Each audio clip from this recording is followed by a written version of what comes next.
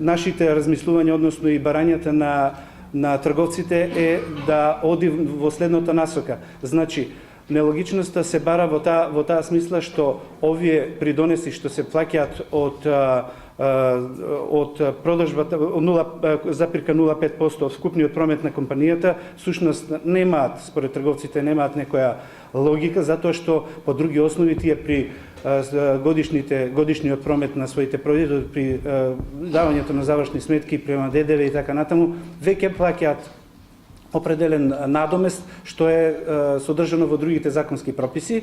Тоа е една основа, а второ е нивното образложение дека пресметката на плаќањето на еден надомест од вкупниот приход на самата компанија е нелогично и заради тоа треба да се изврши определени измени во Законот за трговија, за која што тие предлагаат два основа. Прво, односно две решенија. Првото решение, значи да се воопшто укине обврската, односно обврската значи за плаќање на тие 0,05% од вкупниот промет на компанијата остварен во последната година, деловна година.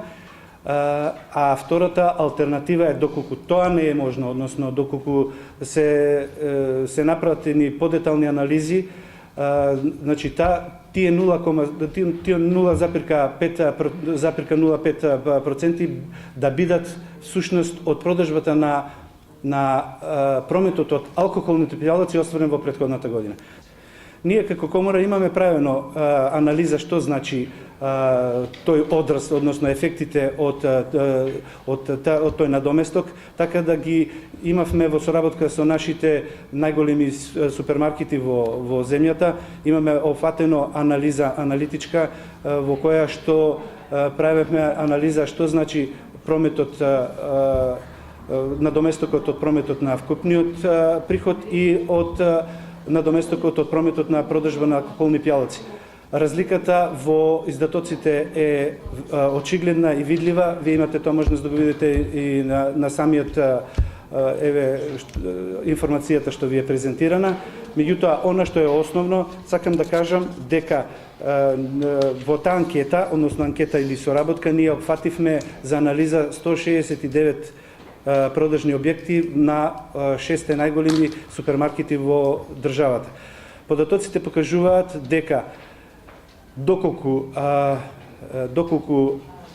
надоместокот за продолжување на лиценцата би се сметал од прометот на продажбата на алкохолни пијалаци за периодот од 2 години, колку што трае периодот на важноста на лиценцата, просечно на секој продажен објект трошокот би изнесувал негде околу 16.000 денари по продажен објект, односно околу, да речем, изразено во евра, негде нешто над 250 евра на 2 години.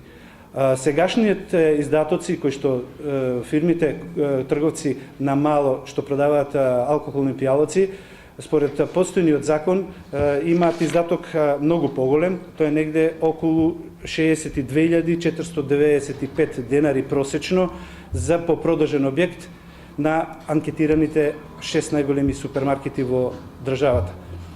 Значи, уште еднаш сакам да го нагласам влијанието, односно ефектот и оправданоста на трговците што бараат измена на Законот за трговија, што досега тоа како став и како барање беше присутно и беше и во разговори со представниците на Министерството за економија, во која што не би рекол дека нема слух, меѓутоа треба да се, у суштина, да се дообразложиме уште еднаш, да ги размениме аргументите и да кажеме за логичноста на барањето на трговските фирми.